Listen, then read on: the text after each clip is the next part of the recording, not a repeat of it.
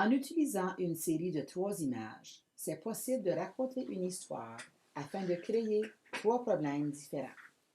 Dans chacun de ces 3 problèmes, l'inconnu occupera une place différente dans la phrase numérique.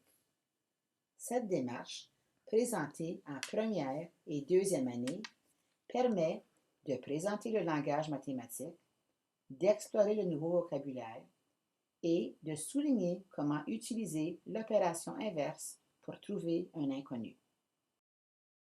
Voici le processus proposé.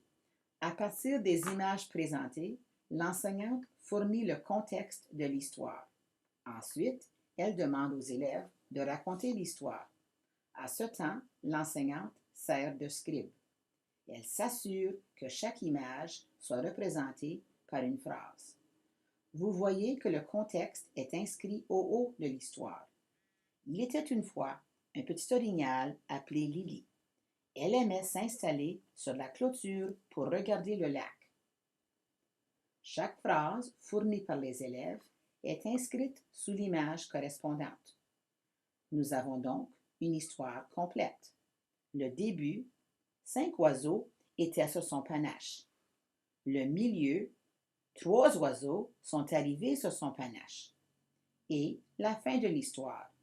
Il y a maintenant 8 oiseaux sur son panache. Une fois l'histoire complétée, on veut qu'elle devienne un problème. La façon de changer une histoire en problème est d'y introduire un inconnu. L'enseignante cache donc la dernière image ainsi que sa phrase correspondante. Elle présente l'histoire sous forme de problème en y présentant l'inconnu. C'est à noter que toutes les autres phrases restent pareilles. Le point d'interrogation représente l'inconnu dans le problème. On redit l'histoire avec l'inconnu. 5 oiseaux étaient sur son panache. 3 oiseaux sont arrivés sur son panache. Et on voit l'inconnu. L'enseignante demande aux élèves: quelle question peut-on se poser? Les élèves peuvent répondre: Lily se demande combien d'oiseaux en tout sont sur mon panache. L'enseignante veut transcrire ces données en phrases numériques. Lorsque vient le temps d'écrire la phrase numérique, c'est important d'utiliser les termes mathématiques. La phrase numérique est 5 plus 3 égale 8, donc 8 oiseaux. Afin de trouver l'inconnu, la phrase numérique sera explorée en utilisant une variété d'objets à manipuler. À chaque fois qu'on change d'inconnu, c'est uniquement la phrase qui représente l'inconnu qui change. Elle devient la nouvelle question. Lorsque la phrase du milieu est enlevée, la question devient: combien d'oiseaux sont arrivés sur mon panache? En suivant l'ordre de l'histoire, on a effectivement une addition. Mais pour arriver à la réponse, on doit enseigner à l'élève à utiliser l'opération inverse, qui est la soustraction.